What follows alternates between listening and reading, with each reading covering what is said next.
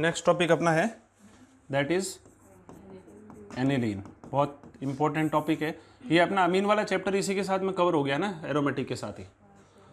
Aniline क्या होता है देखो, बेंजीन और इस पर NH2, इस कंपाउंड को हम लोग क्या बोल रहे हैं, एनिलीन। और अगर ये H+ को एक्सेप्ट कर ले, भाई ये एक बेस होता है, तो अगर ये H+ को एक्सेप्ट कर ले तो यहाँ से कंपाउंड बनेगा NH3+, that is anilinium ion. इसको बोलेंगे, ये आपका +M > -I होता है, और ये आपका ऑर्थो पैरा डायरेक्टर होगा। लेकिन ये एक स्ट्रॉन्ग -I होता है, क्योंकि देखो इसके पास लॉन पेयर तो है नहीं +M लगाने के लिए, और वैकेंट ऑर्बिटल भी नहीं इलेक्ट्रॉन को एक्सेप्ट करने के लिए। PH3+ होता तो वो -M भी लगा सकता था अपना, और ये आपका डीएक्टिवेटर होगा, क्यों, और ये मेटा डायरेक्टर होगा। तो इस चीज़ का अभी हम लोग थोड़ी देर बाद में यूज़ करेंगे। मेटा डायरेक्टर जो है, एनिलीन एक बेस की तरह ट्रीट किया जाता है, ये एक प्राइमरी एरोमेटिक अमीन है, ठीक है ना। तो थोड़ा सा बेसिक स्ट्रेंथ के बारे में भी हम लोग बात कर लेते हैं कि Kb जो है, बेसिक स्ट्रेंथ की अगर हम लोग बात करें, is directly proportional to Kb and inversely proportional to Pkb। कोई भी बेस जो है, पहली बात करें कि बेस होता क्या है, जो H+ को एक्सेप्ट कर ले अपने इलेक्ट्रॉन डोनेट करके, है ना। Proton acceptor is known as base, या बेस वो होगा जो हमेशा H+ को ही अपने इलेक्ट्रॉन डोनेट करे, ठीक है। तो हमारे पास में वैसे बेस 4 टाइप के हम लोग पढ़ते हैं। उसकी कैटेगरी को अगर डिफाइन करें तो सबसे स्ट्रॉन्ग बेसिस की कैटेगरी में आते हैं एमिडीन्स। क्या होते हैं, एमिडीन्स। उससे कम हमारे एलिफेटिक, और उससे कम हमारे एरोमेटिक, और सबसे कम हमारे होते हैं अमाइड। अगर आप ये कैटेगरी पहचान लेते हो तो 90% काम हमारा आसान होता है। सिर्फ फॉर्मेट लिख रहे हैं इसमें, बाकी हम लोग डिटेल में ये चीज़ें GOC में पढ़ चुके हैं। NH2 एलिफेटिक के अंदर R NH2 टाइप का हो गया, ये 2 डिग्री। इसमें भी ऑर्डर याद रखना, 2, 3 एंड 1। यहाँ कंडीशन है कि R should not equal two methyl. उसके बाद में हमारा अमोनिया आ जाएगा। अमोनिया के बाद में एरोमेटिक कंपाउंड्स के अंदर भी पिरिडीन, उससे कम हमारा एनिलीन, और फिर हमारा आता है पायरोन, और सबसे लास्ट में है अमाइड, ठीक है। ये सिंपल सा कंसेप्ट है बेसिक स्ट्रेंथ के अंदर। अब एरोमेटिक अमीन्स के अंदर अगर पर्टिकुलर हम लोग बात करें तो 1-2 बातें मैं आपको समझा रहा हूँ कि एनिलीन जो है, देखो बेसिक स्ट्रेंथ, भाई इलेक्ट्रॉन डोनेट करना है तो इलेक्ट्रॉन डेंसिटी होनी चाहिए डोनेशन के लिए। तो अगर कहीं से बैक सप्लाई मिलती है तो इलेक्ट्रॉन रिलीजिंग ग्रुप से इलेक्ट्रॉन डेंसिटी बढ़ेगी, और इलेक्ट्रॉन विड्रॉइंग ग्रुप से इलेक्ट्रॉन डेंसिटी कम हो जाएगी। तो अगर एनिलीन में मेटा लोकेशन पर या पैरा लोकेशन पर कहीं पर भी इलेक्ट्रॉन रिलीजिंग ग्रुप है आपका, 8 मेटा या पैरा, तो ये एनिलीन के रेस्पेक्ट में तो ज़्यादा बेसिक होगा। लेकिन अगर इलेक्ट्रॉन विड्रॉइंग ग्रुप हुआ यहाँ पर, चाहे मेटा या पैरा लोकेशन पर, तो ये एनिलीन से कम बेसिक होता है। इसमें एक्सेप्शनल बात क्या है, ऑर्थो इफेक्ट हम लोग पढ़ते हैं, SIP इफेक्ट, कि इसके ऑर्थो लोकेशन पर चाहे इलेक्ट्रॉन विड्रॉइंग ग्रुप हो चाहे इलेक्ट्रॉन रिलीजिंग ग्रुप हो, ये हमेशा ही एनिलीन से कम बेसिक होता है। Ortho substituted anilines are least basic. इसका रीज़न है SIP effect, steric inhibition of protonation. ये भी डिटेल में हम लोग GOC में पढ़ चुके हैं, ठीक है। अच्छा, एक्वस फेज में कुछ नहीं बोला हुआ है तो 2-3-1 का ऑर्डर है, मिथाइल होगा तो 2-1-3 का ऑर्डर, और गैसियस फेज में 3-2-1 का ऑर्डर, और एरोमेटिक अमीन्स में भी 3-2-1 का ऑर्डर चलता है। ये सामान्य बातें हो गई। अब हम लोग इसके मेथड ऑफ प्रिपरेशन की बात करते हैं।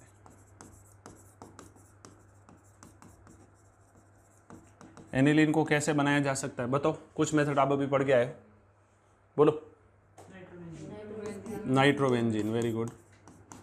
क्या करोगे, SnHCl, metal plus acid, FeHCl, electrolytic reduction, है ना। स्ट्रॉन्ग वाले में तो पैरा हाइड्रोक्सी अमीन बन रहा था, और ये वीक इलेक्ट्रोलाइटिक रिडक्शन के अंदर हम लोग बना रहे थे एनिलीन। ठीक है, तो इससे हमारा कंपाउंड बन गया एनिलीन। सारे मेथड्स दोबारा नहीं लिखेंगे, नाइट्रोबेंजीन में हम लोग ऑलरेडी लिख चुके हैं। इसके अलावा हमारे पास में एक इम्पोर्टेंट मेथड होता है क्लोरोबेंजीन की रिएक्शन जब आप अमोनिया के साथ में कराते हो in presence of Cu2O, heat करते हो, तो इससे भी हमारा कंपाउंड क्या बनता है, एनिलीन बनता है। ठीक है, ये तो सिंपल से बात है। अब इनके अलावा हमारे पास में कुछ मेथड्स और हैं जो प्राइमरी अमीन को बनाने के तरीके हैं। हाँ, गैब्रियल थैलेमाइड सिंथेसिस भी है, हॉफमैन ब्रोमोमाइड डिग्रेडेशन रिएक्शन, ये सारे मेथड्स जो हैं हमारे लिए इंपॉर्टेंट होते हैं। ठीक है, तो हम लोग स्टेप बाय स्टेप उन्हीं रिएक्शंस को हम लोग पढ़ रहे हैं। तो पहले आप ये डिफरेंस समझ लो कि अगर RNH2 है तो दिस इज 1 डिग्री एलिफेटिक अमीन, और आपको ये पता होना चाहिए कि अगर मॉलिक्यूलर फॉर्मूला सेम है और डिग्री अलग अलग है तो primary, secondary and tertiary amines are considered as functional isomers of each other. ये पता है कि नहीं पता है? ये हमारा 1 डिग्री एरोमेटिक अमीन है, होते हैं फंक्शनल आइसोमर्स। जैसे एग्जांपल की बात करें, CH3CH2 NHCH3 CH3CH2 CH2 and NH2, ये आपका 1 डिग्री है जबकि ये 2 डिग्री है। बताओ इन दोनों में क्या रिलेशन है? क्या फॉर्मूला सेम है? आइसोमर्स क्या होते हैं? जिनका मॉलिक्यूलर फॉर्मूला सेम हो और कम से कम एक प्रॉपर्टी में डिफरेंस हो, कोई सी भी प्रॉपर्टी में डिफरेंस आ जाए। तो फॉर्मूला तो सेम है, देखने में अपन को ऐसा लग रहा है कि चेन आइसोमर्स है, लेकिन चेन आइसोमर्स नहीं है, ये कहलाएंगे फंक्शनल आइसोमर्स। ये हमने आइसोमेरिज्म वाले पॉइंट के साथ में लिखा था। ठीक है, चलो इसके बारे में अभी बात नहीं करेंगे। हम लोग एक इंपॉर्टेंट मेथड पढ़ने जा रहे हैं जिसको बोलते हैं हॉफमैन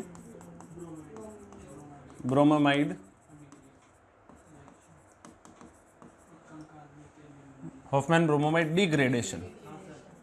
डिग्रेडेशन का मतलब होता है कम करना और अपग्रेडेशन का मतलब होता है बढ़ाना। तो इसमें एक कार्बन कम होगा, अपग्रेडेशन में बढ़ता है। जैसे आप एक अनईस्टर्ड होमोलोगेशन पढ़ते हो, होमोलोगेशन में एक कार्बन बढ़ जाता है, ठीक है, वो कार्बोक्सिलिक एसिड में होता है। तो अब ध्यान से समझना, पहले फॉर्मेट सीखते हैं कि हमारे पास में C double bond O NH2 that is amide. तो अमाइड में से ये C double bond O group यहाँ से हटाएंगे हम लोग, इसको हटाएंगे तो डिग्रेडेशन हो जाएगा। तो इसका बैलेंस रिएक्शन लिख लेते हैं पहले। इसकी रिएक्शन आप करा रहे हो Br2 plus 2 moles of NaOH और साथ में H2O के साथ में रिएक्शन करा रहे हो। तो यहाँ से हमारा कंपाउंड बनेगा, देखो फॉर्मेट समझना, ये C डबल बॉन्ड O हटा के ये NH2 इस R पे जोड़ देना है, तो RNH2 बन जाएगा। दिस इज 1 डिग्री अमीन, ये एनिलीन में होगा तो एनिलीन बन जाएगा, अदरवाइज एलिफेटिक अमीन तो है ही है। साथ में 2 मोल्स ऑफ NaBr बनेगा, साथ में 2 मोल्स ऑफ H2O बनेगा और साथ में CO2 गैस रिलीज होगी जो Na2CO3 के रूप में आएगी। है? हाँ 4 कर लो, बैलेंस कर लो ना इसको। हाँ 4 आएगा। Br2 plus 4 moles of NaOH। ये क्वेश्चन पूछा हुआ है कि भाई हॉफमैन ब्रोमोमाइड डिग्रेडेशन में कितने मोल NaOH हमारा यूज हो रहा है, that is 4 moles of NaOH। बाकी रिएक्शन बैलेंस्ड है हमारी। इस रिएक्शन का मैकेनिज्म सीख लेना, क्योंकि इसके बेसिस पर और भी कई सारे मैकेनिज्म चलते हैं।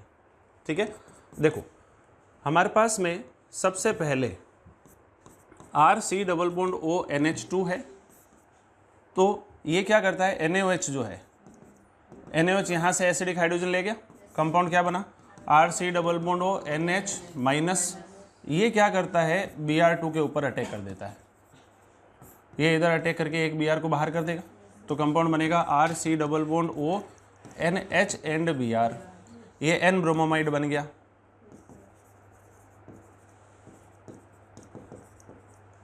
ठीक है, N ब्रोमोमाइड, NBS की तरह ही N ब्रोमो सक्सेनामाइड वो अलग था, है ना, N ब्रोमोमाइड बन गया। ये फॉर्मेट आप समझे। ये Br जो है ना, ये एक तरह का लिविंग ग्रुप है। अब यहाँ पर OH माइनस फिर से एक H ले जाएगा, तो कंपाउंड बनेगा RC double bond O N minus and Br। हमेशा ध्यान रखें, it acts as a leaving group. अब जरूरी नहीं कि Br ही हो, हमेशा कोई दूसरा लिविंग ग्रुप भी हो सकता है, और जैसा लिविंग ग्रुप होगा उसके हिसाब से रिएक्शन का टाइप जो है वो चेंज होता जाएगा। इसको अच्छे से याद कर लें फॉर्मेट को। नाइट्रोजन पे नेगेटिव चार्ज, उसके ऊपर leaving group C double bond O और R। अब इसमें होता है रीअरेंजमेंट, ये बॉन्ड इधर शिफ्ट होगा, यहाँ से R शिफ्ट यहाँ होगा और Br को बाहर कर देगा। समझ में आ गया? ये स्टेप इसका है RDS, रीअरेंजमेंट का प्रोसेस जो है। तो यहाँ से देखो कंपाउंड क्या बना, O double bond C double bond N और इसके ऊपर R। अब शॉर्ट तरीका क्या है कि आप सीधा इसमें H2O डाल दो, सीधा प्रोडक्ट बनाने का तरीका। तो यहाँ पे आप इस मॉलिक्यूल को ऐसे ब्रेक कर दो, यहाँ एक ऑक्सीजन और यहाँ 2 H, तो आप इसको ऐसे लिख सकते हो CO2 plus NH2 and R। ये तो शॉर्ट तरीका है। प्रॉपर तरीका क्या होता है कि इसके अंदर ये OH माइनस फिर से इस कार्बन पर अटैक करेगा, इस बॉन्ड को इधर शिफ्ट करेगा। अब मैं डिटेल्ड मैकेनिज्म लिख रहा हूँ। तो देखो यहाँ से कंपाउंड क्या बन गया, R N double bond C double bond sorry हाँ C, इसके ऊपर एक तो आ गया OH और एक बन गया O माइनस। समझ में आ गया? ये नेगेटिव इधर आएगा और ये बॉन्ड यहाँ से इधर शिफ्ट होगा। तो कंपाउंड क्या बना, R N minus C double bond O and OH। इसको डिफ्रेंशिएट कर लेते हैं थोड़ा सा, यहाँ से ये शॉर्ट तरीका जो है इसको अलग कर लेते हैं। ठीक है, अब देखो ये नेगेटिव जो है वो क्या करेगा, H2O जो सॉल्यूशन में था उससे H प्लस ले जाएगा, तो कंपाउंड बन गया R NH C double bond O and OH। सही है? अगेन OH माइनस यहाँ से H ले गया, तो R NH C double bond O and O minus, ये नेगेटिव इधर आएगा, यहाँ पे चार्ज बनाएगा नेगेटिव, और ये नेगेटिव जो है H2O से H प्लस एक्सेप्ट कर गया। तो कंपाउंड क्या बन गया, R NH2 और साथ में बन गया CO2 जो हम लोग Na2CO3 के रूप में लिख रहे हैं। क्लियर? देखो कितने मोल NaOH यूज हुआ, 1 2, उसके बाद ये 3 और एक ये 4 मोल NaOH यूज हो गए। ये सिंपल सा RNH2 और CO2।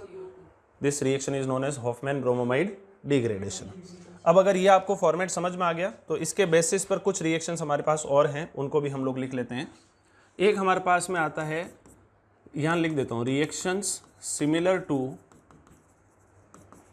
हॉफमैन ब्रोमोमाइड रिएक्शन या डिग्रेडेशन। एक हमारे पास में आता है श्मिट रीअरेंजमेंट।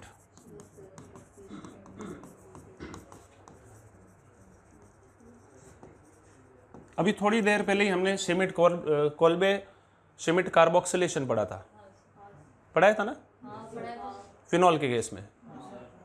ये श्मिट रीअरेंजमेंट है। इसमें क्या होता है कि हमारे पास में RC डबल बॉन्ड O, देखो कार्बोक्सिलिक एसिड आप यूज कर रहे हो, कार्बोक्सिलिक एसिड की हाइड्रोजोइक एसिड के साथ रिएक्शन करा रहे हो। What is hydrazoic acid? HN3 के साथ ट्रीट करवाया। समझ में आ गया? तो ये किस में डिसोशिएट हो रहा है, H प्लस और N3 माइनस में। ये OH जो है ये इधर से H प्लस एक्सेप्ट करेगा और H2 के रूप में बाहर आएगा। ये OH2 प्लस, इसके ऊपर N3 माइनस जो है दैट इज अजाइड आयन, ये अटैक करके H2 को क्या करेगा, बाहर। ये लिविंग ग्रुप बन गया, SN2TH की तरह रिएक्शन हुई। तो यहाँ से N और ये N ट्रिपल बॉन्ड N, यहाँ प्लस और यहाँ माइनस, ये बन गया। N3 माइनस में देखो क्या था, एक पॉजिटिव नेगेटिव तो था ही, साथ में एक एडिशनल नेगेटिव था, तो 2 नेगेटिव थे तो एक नेगेटिव बच जाएगा, एक नेगेटिव से अटैक कर दिया उसने। ये क्या बन गया, देखो लिविंग ग्रुप, सेम फॉर्मेट बन गया। ये इधर आएगा, ये R यहाँ शिफ्ट होगा और ये इधर, तो कंपाउंड क्या बना, R N double bond C double bond O और उसके साथ में N2 गैस रिलीज हो गई और इसमें H2 डालते हैं। हम शॉर्ट तरीका यूज कर लें, कंपाउंड क्या बना, RNH2 प्लस CO2। क्लियर? ये कहलाएगा श्मिट रीअरेंजमेंट। दूसरा हमारे पास में आता है लॉसन रीअरेंजमेंट।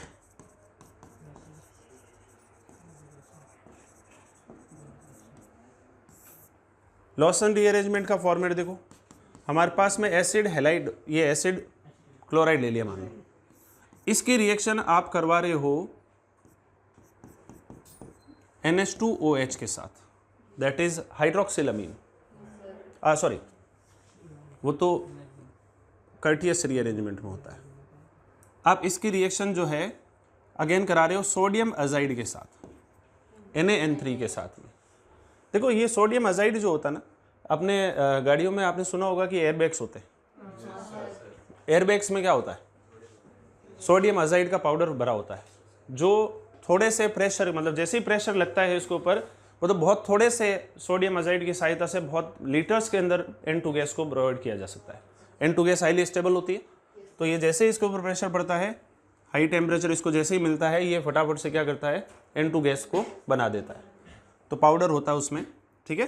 तो अगेन N3 माइनस जो होगा वो क्या करेगा, इस पर अटैक करके Cl को बाहर करेगा, तो कंपाउंड क्या बना, RC डबल बॉन्ड O, यहाँ पर N और ये N triple bond N minus और इस पर प्लस, सेम फॉर्मेट, ये रीअरेंजमेंट हो गया। कंपाउंड क्या बना, R N double bond C double bond O और साथ में N2 गैस, और इसमें H2O डालते हैं, क्या बन जाएगा, RNH2 प्लस CO2। क्लियर। तीसरी reaction that is Curtius rearrangement.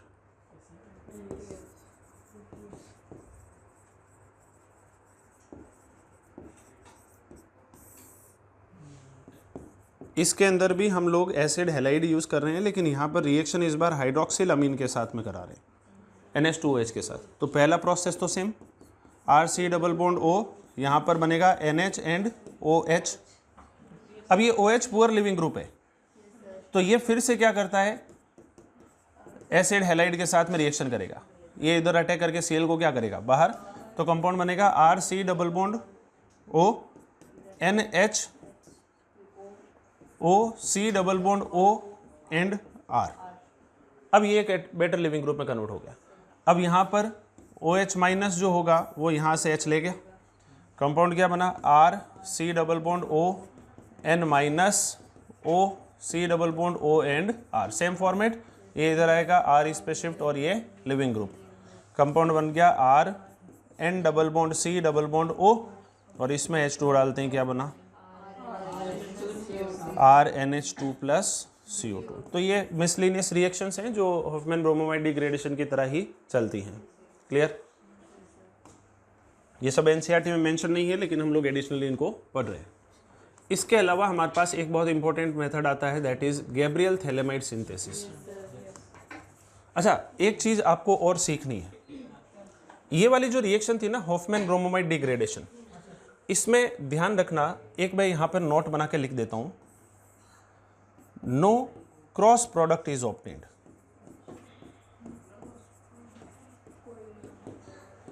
अब इस बात का क्या मीनिंग है, ध्यान से समझना। ये R ग्रुप जो यहां से माइग्रेशन कर रहा है ना इस पे नाइट्रोजन पे, ये सॉल्यूशन में फ्री नहीं हो रहा है। ये जो नाइट्रोजन इस C डबल बॉन्ड O पे जुड़ा है वही इस R पे जाके जुड़ेगा, ये R जो है सॉल्यूशन में फ्री नहीं हो रहा है। तो अगर मान लो कि मिक्सचर ऑफ अमाइड्स हम लोग यूज कर लें, तो उस कंडीशन के अंदर, जैसे एग्जांपल की बात करें कि हमारे पास में ये कंपाउंड है, मिक्सचर ऑफ अमाइड हम लोग यूज़ कर रहे हैं, C double bond O NH2 और ये मान लो 15 वाला नाइट्रोजन है ना, और इसके साथ में हमने एक कंपाउंड और यूज़ किया है, C double bond O NH2 normal वाला, और यहाँ पर एक CH3 भी है। इसकी रिएक्शन आपने Br2 प्लस NaOH के साथ में ट्रीट किया। देखो रिएजेंट जो होता है ना हॉफमैन ब्रोमोमाइड में, यहाँ पर रिएजेंट मेंशन करता हूँ मैं, NaOH प्लस Br2, या इसकी जगह पर NaOBr भी लिखा हो सकता है, क्या NaOBr भी लिखा हो सकता है। दोनों का कॉम्बिनेशन या तो ये लिखा हो चाहे ये लिखा हो, तो कंफ्यूज मत हो जाना इसमें, Br2 प्लस NaOH इतना ही लिख के देते हैं वो, ठीक है। तो अब देखो होता क्या है, ये C डबल बॉन्ड O यहाँ से हटाना, ये नाइट्रोजन इसी रिंग पे जुड़ेगा और ये C डबल बॉन्ड हट के ये नाइट्रोजन इसी पे जुड़ेगा। ये नहीं होगा कि ये वाला नाइट्रोजन इस रिंग पे आके जुड़ जाए, क्योंकि ये R ग्रुप सॉल्यूशन में फ्री नहीं हो रहा है। तो क्रॉस प्रोडक्ट का मतलब क्या है कि ये नाइट्रोजन इस पे जुड़ जाए और ये वाला आकर इस पे जुड़ जाए, ऐसा संभव इसमें नहीं होता है। तो इसका फाइनल प्रोडक्ट क्या बनेगा बताओ? ये बनेगा NH2 स्टार वाला और इस पे बनेगा CH3 वाले पे नॉर्मल वाला NH2, नो क्रॉस प्रोडक्ट। ये बात अपन ने लिख ली, ठीक है। नेक्स्ट हम लोग पढ़ रहे हैं that is Gabriel phthalimide synthesis, जो इंपॉर्टेंट मेथड है।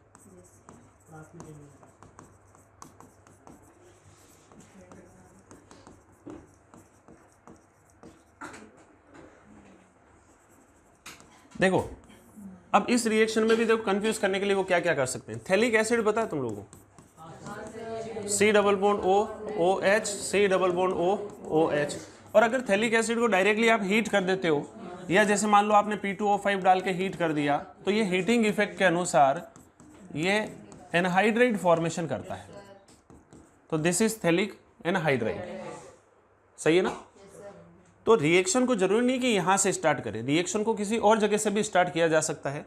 जैसे मान लो इसमें क्या होता है कि आपने COH और COH लिया, इसको पहले अमोनिया के साथ में ट्रीट कर दिया, तो पहले तो यहाँ से अमाइड बन ही रहा है C double bond O NH2 और यहाँ से C double bond O NH2। इसको हीट करोगे तो एक अमोनिया का मॉलिक्यूल बाहर आ गया, तो यहाँ से कंपाउंड बन गया C double bond O NH, C double bond O and ये थैलेमाइड बन गया, ठीक है ना। तो रिएक्शन जरूरी नहीं कि यहाँ से स्टार्ट, गैब्रियल थैलेमाइड सिंथेसिस हम लोग यहाँ से स्टार्ट कर रहे हैं, लेकिन एक्चुअल में वो कंफ्यूज करने के लिए यहाँ से भी दे सकते हैं आपको, ठीक है। और इस कंपाउंड के अंदर आपने मान लो KOH डाल दिया, तो KOH जो है वो क्या करेगा, यहाँ से H ले गया, तो कंपाउंड क्या बन गया, ये C double bond O N minus और K plus C double bond O और ये, और इसकी रिएक्शन हमने किसी एल्काइल हैलाइड के साथ में कराई, तो ये एज ए न्यूक्लियोफाइल इस पर अटैक करके हेलोजन को क्या कर सकता है, बाहर कर सकता है। यहाँ पे कंडीशन है कि R क्या नहीं होना चाहिए, वही 3 degree aryl halide vinyl halide इस तरीके से, और कोई ब्रिज हेड, ताकि SN2 रिएक्शन उसमें आसानी से हो सके। तो यहाँ से कंपाउंड क्या बना, देखो ये C double bond O N और इसके ऊपर R जुड़ गया, C डबल बॉन्ड O। अब इसका आपको क्या करना है, KOH की उपस्थिति में, एक्वस KOH की उपस्थिति में हाइड्रोलिसिस करना है। KOH हो सकता है, NaOH हो सकता है, एक्वस KOH एंड हाइड्रोलिसिस। ज्यादा आ रहा है क्या समझ में? Aqueous KOH। अब हाइड्रोलिसिस करोगे तो सेम प्रोसेस, क्या होगा देखो, यहां से मॉलिक्यूल ब्रेक डाउन होगा, इधर OH और इधर H, समझ में आ गया। तो यहां से कंपाउंड क्या बना, देखो एक तो बन गया हमारे पास में ये compound C double bond O minus और Na प्लस बनेगा, ध्यान रखना, या K प्लस, कारण क्योंकि देखो ये बेसिक मीडियम के अंदर है, तो कार्बोक्सिलिक एसिड ना बनकर उसका सॉल्ट बनेगा K प्लस, और साथ में बन गया RNH2। ये प्राइमरी अमीन बनाने का तरीका हो गया, क्लियर। एक लास्ट मेथड हम लोग और सीखते हैं जिसको बोलते हैं हॉफमैन अमोनोलिसिस।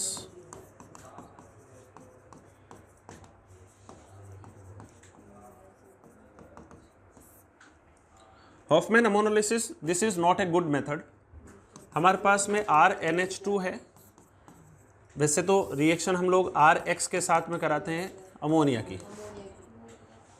तो यहां से कंपाउंड बनेगा RNH2। अब ये और स्ट्रॉन्ग न्यूक्लियोफाइल हो गया, तो ये फिर से RX के ऊपर अटैक करेगा, तो कंपाउंड बनेगा RNHR। तो नाइट्रोजन पे जब तक लॉन पेयर रहेगा ये अटैक करता जाएगा, क्यों, इस तरीके से। तो यहां से कंपाउंड बनेगा RNR एंड R, फिर से ये RX के ऊपर एक बार अटैक कर देगा, और यहां से कंपाउंड बनेगा RNR RR पॉजिटिव चार्ज और साथ में X माइनस। तो देखो ये तो प्राइमरी अमीन है, ये 2 डिग्री, ये आपका टर्शरी, और ये टेट्राएल्किल अमोनियम सॉल्ट।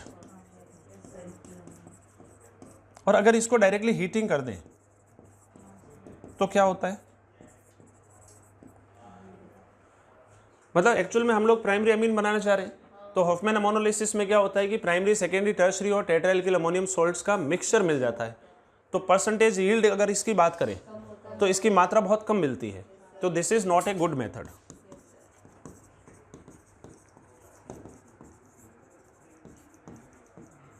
ये कोई अच्छी विधि नहीं होती। आगे बात सुनिए, मैंने जो आपसे पूछा कि टेट्रा एल्किल अमोनियम सॉल्ट जो है, इस कंपाउंड को यदि आपने डायरेक्टली हीट कर दिया, ये है ना, इसको डायरेक्टली हीट करा तो क्या बनेगा? टेट्रा एल्किल अमोनियम सॉल्ट कैसे बन रहा वो तो मेथड लिख ही चुके, और इस कंपाउंड को सीधे सीधे हीट करने पर क्या बनेगा बोलो? हॉफमैन एल्कीन बनेगी ना यार, यहां से H और ये यहां से leaving group. Hofmann alkene major बनती है, ये मैंने आपको बताया था, याद है ना, अमोनियम आयंस को CH3 CH CH3 CH3 and CH3। Hofmann alkene will be formed as a major product. तो ये मेथड, ये देखो पहचान में नहीं आता, एग्जाम में कंफ्यूज हो जाते हैं, भूल जाते हैं, तो इस फॉर्मेट को जरूर याद रखें, ठीक है। ट्राई एल्काइल सल्फोनियम आयंस को भी आप हीट करने पर ऐसा बना सकते हो। तो मेथड ऑफ प्रिपरेशंस कंप्लीट हो गए। नेक्स्ट हम लोग बात कर रहे हैं केमिकल रिएक्शंस की। अब इसके रिएक्शन बड़ी आसान है। पहली रिएक्शन, हमारे पास में एनिलीन है, इसकी रिएक्शन आपने H2Na के साथ में करा दी, बोलो क्या बने? साइक्लोहेक्सेनमीन बन जाएगा, सिंपल सा प्रोसेस। दूसरी रिएक्शन, हमने प्रोटेक्शन ऑफ एनिलीन पढ़ी रखा है, हेलोजिनेशन, और उसके बारे में भी बात कर लेते हैं। पहले हेलोजिनेशन की बात करते हैं। हेलोजिनेशन प्रोसेस में फिनॉल के अंदर क्या हो रहा था? अच्छा, आपको ये तो बताना, एनिलीन और फिनॉल दोनों ही ब्रोमीन वाटर टेस्ट पॉजिटिव देते हैं। तो मान लो आपने इसकी रिएक्शन Br2 + H2O के साथ में कराई, तो यहाँ से भी ट्राई ब्रोमो एनिलीन बनता है, हाँ? क्यों? हाईली एक्टिवेटेड रिंग है।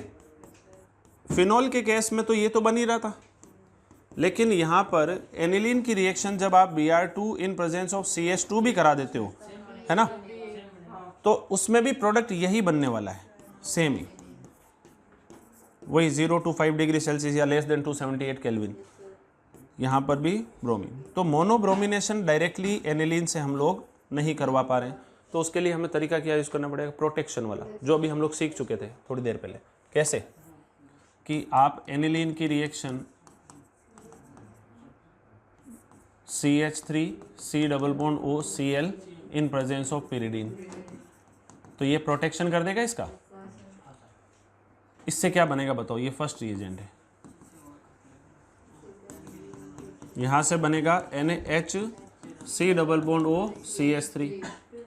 मान लो हमें जो प्रोडक्ट बनाना है वो यहाँ से कंपाउंड बनाना है NH2 और ये Br, ऑर्थो वाला बनाना है, और वो भी मेजर बनाना है।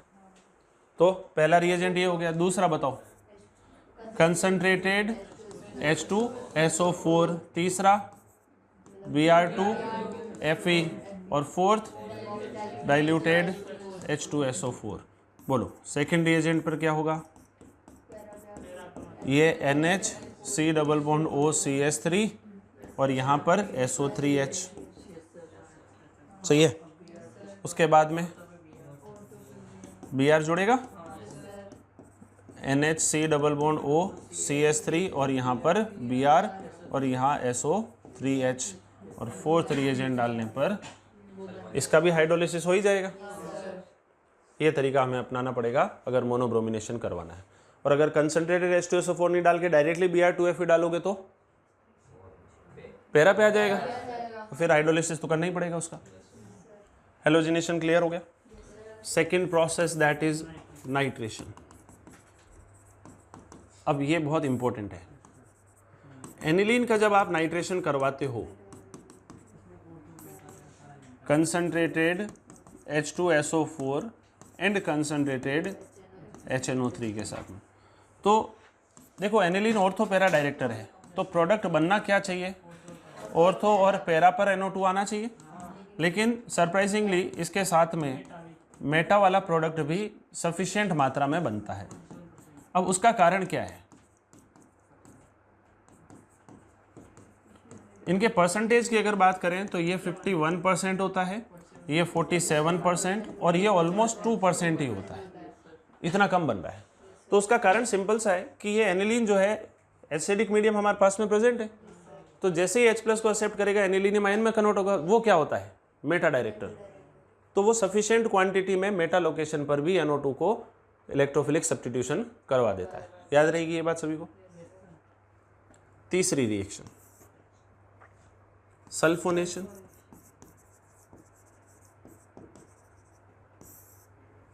सल्फोनेशन की अगर बात करें तो एनिलीन का डायरेक्ट सल्फोनेशन जब आप कराते हो कंसंट्रेटेड H2SO4 पर, तो एक्चुअल में क्या होता है, एसिडिक मीडियम है तो ये NH3+ बन जाएगा, ऐसे 2 मॉलिक्यूल बन जाएंगे और साथ में क्या बन जाएगा, SO4 2-, ये सॉल्ट बन जाएगा क्या। तो डायरेक्ट ऐसे सल्फोनेशन होगा नहीं। तो अगर सल्फोनेशन करवाना है तो आपको कंसंट्रेटेड H2SO4 यूज़ करना पड़ेगा और इसके ऊपर 180 डिग्री सेल्सियस के साथ में हीट करना पड़ेगा 5 से 6 घंटे तक। प्रोलॉन्ग हीटिंग चाहिए होती है हाई टेम्परेचर पे, तब जाके इसका सल्फोनेशन होता है और कंपाउंड बनता है NH2 and SO3H, that is known as sulphanilic acid. क्या? सल्फेनिलिक एसिड बोलते हैं इसको, ठीक है। अच्छा, ये जो कंपाउंड हमने बनाया ना, इसको क्या बोलते हैं जरा बता सकते हो? ये वाला जो कंपाउंड है, ये बेंजीन पर NH C डबल बॉन्ड और CH3, एसिटिनिलाइड। क्या क्या बोलते हैं? एसिटिनिलाइड। सल्फेनिलिक एसिड बन गया। लेकिन ये यहां तक नहीं रुकता है, ये इंटरनल एसिड बेस रिएक्शन करेगा। बोलो, SO3H H+ रिलीज कर देगा और ये NH2H+ को एक्सेप्ट कर लेगा। तो यहां से जो कंपाउंड बना है that is NH3+ and SO3-। This compound is known as zwitterion, जो आपने बायोमोलिक्यूल्स में पढ़ रखा है ज़्विटराइन। और क्या बोल सकते हैं इसको? इसको आप इंटरनल सॉल्ट भी कह सकते हो। इंटरनल सॉल्ट, बाइपोलर सॉल्ट, आप इसको डाइपोलर शब्द भी यूज कर सकते हो। ये आपका है तो ऑर्गेनिक कंपाउंड है ना, लेकिन shows properties of inorganic salt. ये इनऑर्गेनिक लवण की तरह गुण प्रदर्शित करता है। तो ये आपका क्रिस्टलाइन भी होता है। क्या? Zwitterion, bipolar salt, dipolar salt, internal salt, और ये इनऑर्गेनिक सॉल्ट की तरह प्रॉपर्टी शो कर रहा है, क्रिस्टलाइन नेचर का होता है। समझ में आ गई बात? क्वेश्चन पूछते हैं which of the following compounds will form zwitter ion, इस टाइप का क्वेश्चन। या ज़्विटर आयन कौन सा है ऐसा भी पूछ सकते हैं आपसे, ठीक। ये तो हो गया इसका सल्फोनेशन। फ्रीडल-क्राफ्ट रिएक्शन हमने बात कर ही रखी है कि डायरेक्टली संभव इसके अंदर होता नहीं है। और रिएक्शंस क्या क्या हो सकती हैं? एक हमने ये पढ़ रखा है, एनिलीन की रिएक्शन आप चाहे तो Na2Cr2O7 या K2Cr2O7 H2SO4 H2O, air oxidation, ये सब शब्द यूज़ किए जा सकते हैं। तो यहाँ से बेंजोक्विनोन का निर्माण होता है, जो एक महत्वपूर्ण रिएक्शन है हमारे लिए। याद रखनी है इस बात को, ठीक। अब इसके अलावा प्रोटेक्शन वाले, प्रोटेक्शन ऑफ NH2 ग्रुप, ये पढ़ लिया था अपन ने फिनॉल के साथ में। देखो क्या हमारे पास में ये एनिलीन है, इसकी रिएक्शन हमने करवा दी CH3 C double bond OCl in presence of NaOH लिखो या pyridine लिख दो। तो सिंपल सा प्रोसेस है, क्या बनेगा? ये NH C double bond O और यहाँ पर CH3, this compound is known as acetanilide. जो जेई के सिलेबस में साफ लिखा हुआ है शब्द, इसके रिएक्शंस, तो इसके ऊपर क्वेश्चन आने के चांसेस हैं काफ़ी हमारे। समझ में आ गया? एसिटिनिलाइड क्लियर। प्रोटेक्शन हो गया, रिवर्सिबल रिएक्शन है, इसका हाइड्रोलिसिस करने पर रिएक्शन वापस से बैकवर्ड आ जाती है, H प्लस H2 डालने पर ये हट भी जाएगा। अब देखो और क्या क्या संभावनाएं हो सकती है इस रिएक्शन को यूज़ करते हुए कि भाई मान लो NH2 है और इसकी रिएक्शन हमने करा दी फोस्जीन गैस के साथ में, दिस इज फोस्जीन गैस, इसको वॉर गैस भी कहा जाता है। सेकेंड वर्ल्ड वॉर के टाइम में इसको यूज़ किया गया था, दिस इज हाईली पॉइजनस, है ना। क्या होगा, इधर से भी आ जाएगा एक Cl और ऐसा एक और मॉलिक्यूल आएगा, क्यों बोलो, तो कंपाउंड क्या बन जाएगा यहाँ से, ये NH C double bond O NH और यहाँ पर ये बेंजीन, मतलब दोनों डायरेक्शन में 2 Cl है ना, तो 2 लिविंग ग्रुप बन गए, तो दोनों डायरेक्शन में रिएक्शन हो जाएगी, 2 बार हो जाएगी, 2 मोल ऐसे रिएक्ट कर जाएंगे आपस में। अब बेवकूफ़ बनाने का तरीका देखो कि भाई हमारे पास में NH2 है और इसकी रिएक्शन, एक भाई साहब थे जिन्होंने बोला कि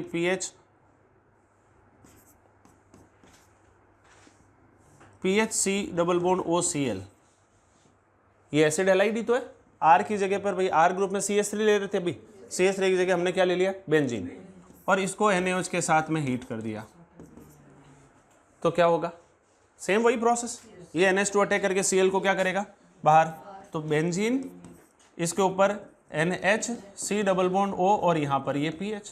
अब इसको उन्होंने नाम दे दिया, this reaction is known as Schotten Baumann reaction, Schotten Baumann अभिक्रिया कहते हैं इसको, याद रख लोगे इसको, सिंपल प्रोसेस।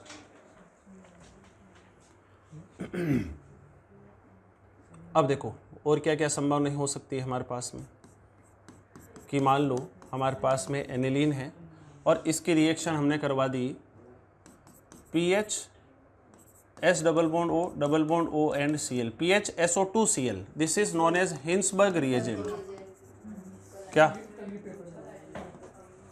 हिंसबर्ग रिएजेंट, तो हिंसबर्ग रिएजेंट के साथ में प्रोसेस तो वही है, कंपाउंड क्या बन जाएगा, NH S double bond O, मतलब एक तरह से यहाँ से H और यहाँ से Cl बाहर आ रहा है और ये बेंजीन, ये कंपाउंड बन जाएगा। अच्छा और क्या चेंजेस कर सकते हैं इसमें, कि मान लो आपके पास में एनिलीन है और इसकी रिएक्शन हमने TSCl के साथ में कराई, what is TSCl, that is tosyl chloride, क्या होता है स्ट्रक्चर, टोसाइलेट आयन तो पता ही है, तो टोसाइलेट आयन में यहाँ S double bond O oxygen होता है, यहाँ Cl है, this is known as TSCl, tosyl chloride, तो एक H और एक Cl बाहर, भाई NH2 जो पुअर लिविंग ग्रुप होता है ना, उसको एक अच्छे लिविंग ग्रुप में कन्वर्ट करने का तरीका होता है ये, इस तरीके से ये कंपाउंड बन जाएगा। इतनी बातें समझ में आती, आप इसका हॉफमैन अमोनोलिसिस भी करा सकते हो, कैसे, NH2 है और इसकी रिएक्शन आपने CH3I के साथ में कराई, तो ये इस पर अटैक करके हटा देगा इसको, तो ऐसे रिएक्शन 4 बार हो जाएगी, टोटल 3 बार हो जाएगी, तो N के ऊपर कितने CH3 आ जाएंगे, 3, और चार्ज क्या बन जाएगा प्लस, और साथ में ये सॉल्ट बन जाएगा, tetraalkyl ammonium salt, that is Hofmann ammonolysis reaction. यहाँ तक तो सिंपल रिएक्शंस है। अब मेन हमारे लिए इम्पोर्टेंट क्या है, इसके लैब टेस्ट, कि भाई हमारे पास में जो अमीन्स हैं, प्राइमरी सेकेंडरी टर्शरी अमीन 3 टाइप के हैं, एलिफेटिक भी है और एरोमेटिक भी है, उनमें डिफ्रेंशिएट कैसे करना है, उन चीज़ों को सीखना है। अच्छा एक रिएक्शन हम लोग और पढ़ लेते हैं, जो डाइएजो कपलिंग रिएक्शन बताई थी आपको, पहले तो ये रिएक्शन पढ़ते हैं कि हमारे पास में NH2 है, इसकी रिएक्शन आप NaNO2 प्लस HCl के साथ में, डाइल्यूट HCl के साथ में आप करवा रहे हो या HNO2 के साथ में करा रहे हो, तो ये बेंजीन डाइएजोनियम क्लोराइड में कन्वर्ट होता है। इसका मैकेनिज्म अभी हम लोग बेंजीन डाइएजोनियम क्लोराइड के साथ लिखेंगे कैसे बन रहा है। This reaction is known as diazotization, क्या, डाइएजोटाइजेशन रिएक्शन, डाइएजोटीकरण अभिक्रिया। और क्या रिएक्शन है, और कौन सी बता रहा था, coupling reaction, PH N2 plus और Cl माइनस, H प्लस की उपस्थिति, देखो फिनोल बेसिक मीडियम में था, ये एसिडिक मीडियम में है ना, pH कितनी होनी चाहिए, 4 से 6 क्या बनेगा बताओ, NH2 और यहाँ पर N डबल बॉन्ड N और PH, ये येलो कलर की डाई है जिसको हमने नाम लिखा था एनिलीन येलो। क्यों? ये डाइएजो coupling reaction.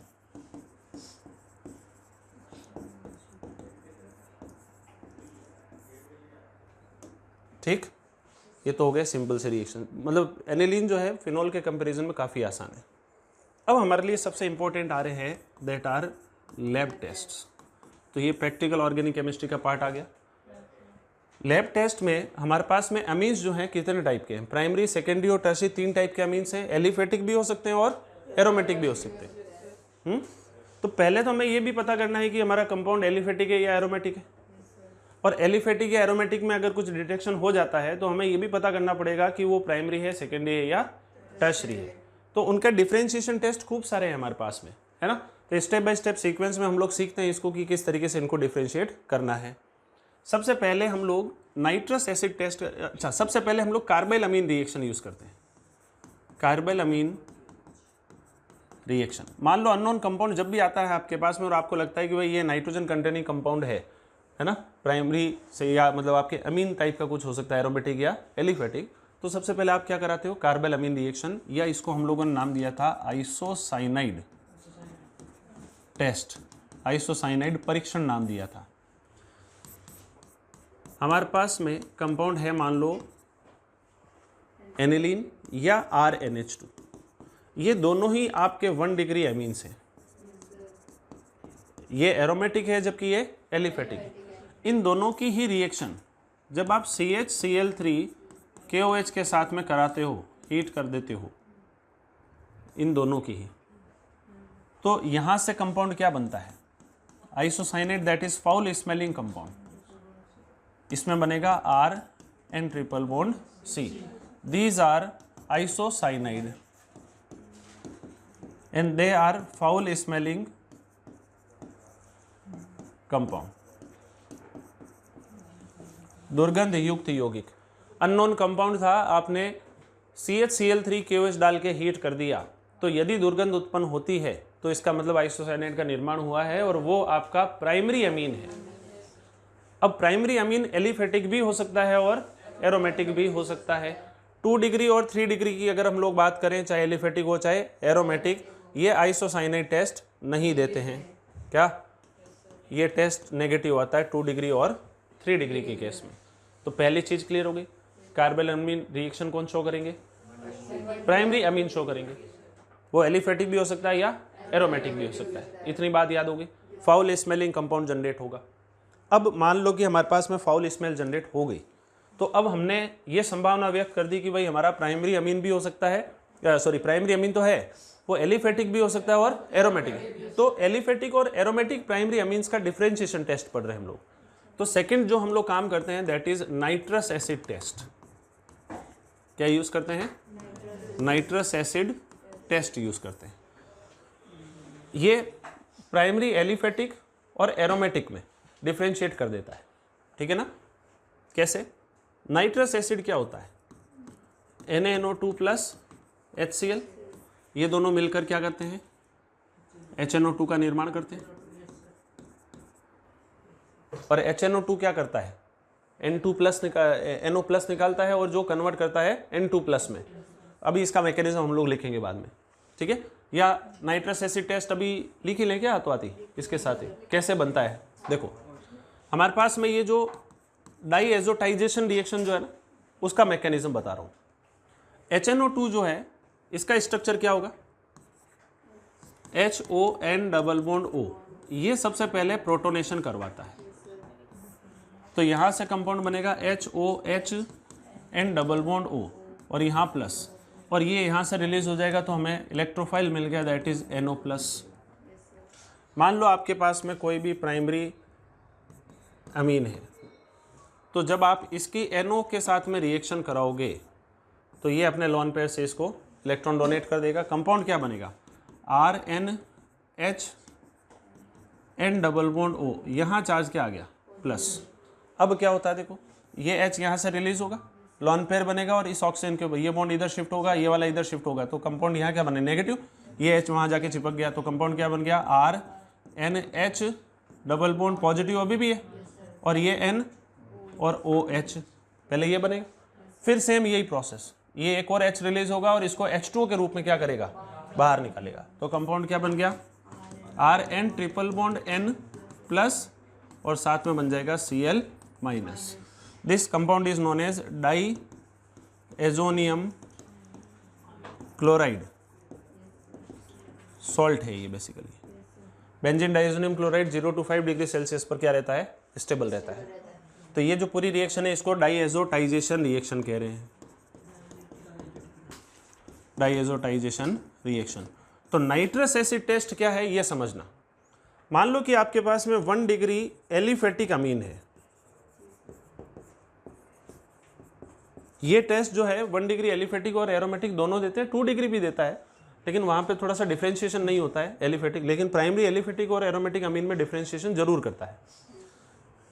1 degree aliphatic Amin that is RNH2,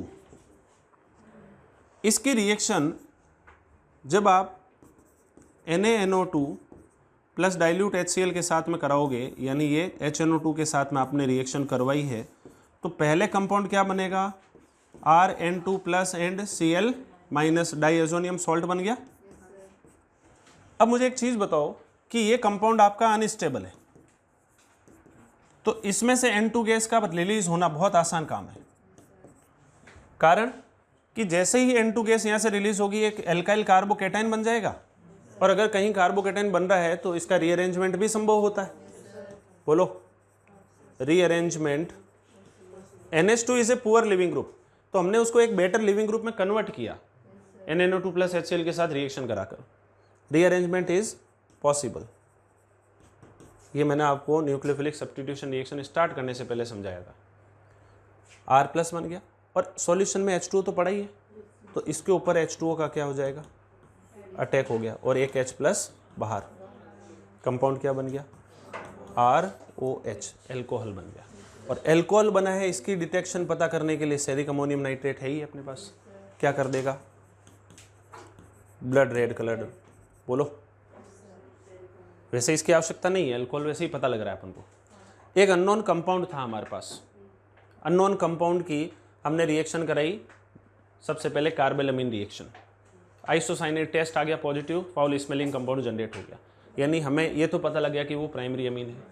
अब वो एरोमेटिक भी हो सकता है और एलिफेटिक भी हो सकता है। फिर हमने उनमें डिफ्रेंशिएट करने के लिए नाइट्रस एसिड टेस्ट यूज़ किया। नाइट्रस एसिड अगर आपके पास में प्राइमरी एलिफेटिक अमीन है तो वो नाइट्रस एसिड के साथ रिएक्शन करके RN2 प्लस में कन्वर्ट होगा, उसमें से N2 गैस रिलीज हो जाती है और H2 का अटैक होने से एल्कोहल का फॉर्मेशन हो जाता है। तो अगर कंपाउंड एल्कोहल बन जाता है इसका मतलब वो प्राइमरी एलिफेटिक अमीन है, ये निश्चित हो गया, ये कन्फर्मेटरी टेस्ट है। समझ में आ रही कि नहीं आ रही बात? अच्छा, इसमें एक साथ में और चीज़ भी है कि ये जो R प्लस बना है ना, ये वाला जो कंपाउंड बना है, इसमें से एक H बाहर निकल के और इधर से लिविंग ग्रुप ही निकल जाए तो H और लिविंग ग्रुप दोनों निकले तो एल्कीन भी बन सकती है। जैसे मान लो आपके पास में कंपाउंड है CH3 CH2 और NH2, इसमें जब आप NaNO2 प्लस HCl डालोगे तो कंपाउंड बनेगा CH3 CH2 और N2 प्लस, और इस पे जब H2O का अटैक हो ही रहा है तो ऐसा भी संभव हो सकता है कि एक तो एल्कोहल बन गया CH3 CH2 एंड OH, ये तो मेजर है, लेकिन माइनर प्रोडक्ट साथ में एल्कीन भी बन सकता है, CH2 डबल बॉन्ड CH2, साथ में क्या बनेगा N2, ये संभावना भी यहाँ पर हो सकती है। ध्यान रखना एल्कीन भी बनती है इसमें, लेकिन वो क्या बनती है माइनर। कैसे, यहाँ से H और यहाँ से ये N2 बाहर कर देगा। Clear? Unstable nitrous acid test clear हो गया, इन सीटू प्रोडक्शन। अब मान लो कि हमारे पास में एरोमेटिक प्राइमरी अमीन है एनिलीन, ये देखो टिपिकल चीज़ें हैं, कन्फ्यूज़न वाली है। तो अगर इसकी रिएक्शन आप NaNO2 प्लस HCl के साथ में कराओगे या HNO2 के साथ में है, this is 1 degree aromatic amine, क्या बनेगा बोलो? N2 plus and Cl minus, that is benzene diazonium chloride, stable 8025 degree Celsius. क्या इसमें से N2 आसानी से बाहर निकल सकता है? बोलो। N2 निकल सकता है क्या? नहीं निकल सकता, सीधा नहीं निकल सकता। कारण कि अगर डायरेक्ट आप N2 निकाल देते हो तो पॉजिटिव चार्ज बेंजीन पे बनेगा जो हाईली अनस्टेबल है, तो सीधा N2 तो रिलीज होगा नहीं। तो फिर इसके बाद में तो इसमें अल्कोहल तो बन नहीं रहा, प्राइमरी एलिफेटिक में तो अल्कोहल बन गया, यहाँ पे अल्कोहल नहीं बनेगा। तो अब इसकी रिएक्शन करवाने के लिए आप क्या करो, इसके साथ में बीटा नेफ्थोल डाल दो। What is beta naphthol? इस कंपाउंड को नेफ्थलीन बोलते हैं। यह अल्फा लोकेशन होती है, अगर यहाँ OH होता है तो उसको बोलते हैं मोलिश रिएजेंट या अल्फा नेफ्थोल, जो शुगर्स का टेस्ट करने के लिए यूज किया जाता है। लेकिन अगर OH यहाँ पर होता है तो ये beta location, this compound is known as beta naphthol. समझ में आ गया? Beta naphthol. अब देखो ये एक तरह का फिनोल ही तो है, इसकी पैरा लोकेशन तो ब्लॉक है। तो मैंने आपको थोड़ी देर पहले बताया था डाइएजो कपलिंग रिएक्शन, वो क्या करती है? डाई फॉर्मेशन करेगा ना। तो इसके पैरा लोकेशन तो ब्लॉक है, देखो ये OH की पैरा लोकेशन तो ये वाली है, ये तो ब्लॉक है ना। तो कौन से लोकेशन खुली है? ऑर्थो। तो ये इसकी ऑर्थो लोकेशन के ऊपर जाकर डाइएजो कपलिंग रिएक्शन कर लेगा। समझ में आ गया? ये आपकी रेड कलर की डाई होती है, रेड ऑरेंज कलर की डाई होती है। तो अब देखो प्राइमरी एलिफेटिक और एरोमेटिक अमीन्स में क्या डिफरेंस है। अगर NaNO2HCl डालने पर अल्कोहल का निर्माण हो जाता है तो प्राइमरी एलिफेटिक अमीन है, और अगर अल्कोहल नहीं बन रहा है, आपने बीटा नेफ्थोल डाला और बीटा नेफ्थोल डालने पर अगर ऑरेंज रेड कलर की डाई मिल जाती है, इसका मतलब वो प्राइमरी एरोमेटिक अमीन है, दैट इज एनिलीन है वो। ये कन्फर्मेटिव टेस्ट है। आ गया समझ में? अब बात करते हैं 2 डिग्री की। 2 डिग्री अमीन्स जो हैं, चाहे RNH2 हो, RNHR हो, चाहे बेंजीन पर हो, एलिफेटिक भी हो सकता है या एरोमेटिक भी हो सकता है। इनको जब आप NaNO2 प्लस HCl के साथ में ट्रीट करते हो तो अगेन नाइट्रस एसिड के साथ में रिएक्शन होगी। तो कंपाउंड यहां से देखो क्या बनता है, RNR, और यहां पर ये N डबल बॉन्ड O जाकर अटैच हो जाएगा, है ना। इसको बोलते हैं नाइट्रोसामीन। क्या बोलते हैं? नाइट्रोसामीन। N double bond O and R, these compounds are known as नाइट्रोसामीन्स। दोनों में ही नाइट्रोसामीन बनता है, चाहे 2 डिग्री एलिफेटिक हो चाहे एरोमेटिक हो। कुछ नहीं है, सिंपल सा, ये नाइट्रोजन अपने लॉन पे से NO प्लस के ऊपर अटैक कर देगा, अटैक करके उसको अपने साथ जोड़ लेगा बस, और एक H को क्या कर देगा? रिलीज कर देगा। समझ में आ गया? क्योंकि डाइएजोटाइजेशन करने के लिए 2 हाइड्रोजन तो चाहिए थे कम से कम, जो इसके ऊपर है नहीं। तो नाइट्रोसामीन जो होते हैं वो येलो ऑयली लेयर होता है।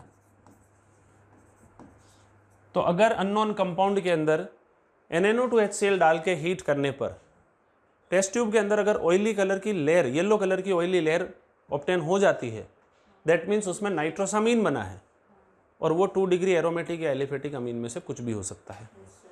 आ गई बात सुनो? कोई दिक्कत यहाँ तक? क्या इनमें डिफ्रेंशिएट कर पा रहा है? ये नहीं कर पा रहा। 1 डिग्री एलिफेटिक और एरोमेटिक का डिफ्रेंशिएशन करता है। 3 डिग्री की बात करते हैं। 3 डिग्री R एंड R, या हमारे पास में एरोमेटिक भी हो सकता है। इसको जब आप HNO2 के साथ में ट्रीट करोगे तो पहले हमारे पास में अनस्टेबल कंपाउंड बनता है, ये अपना सॉल्ट बनाता है पहले, RH और NO2, ये इस तरीके से सॉल्ट बनाता है।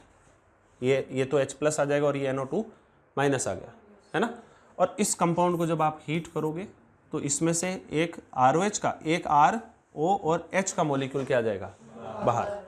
तो कंपाउंड बनेगा RNR, N double bond O और साथ में ROH, नाइट्रोसामीन बना है, लेकिन वो हीटिंग करने पर बना है, अनस्टेबल था, ठीक है, नाइट्रेट था।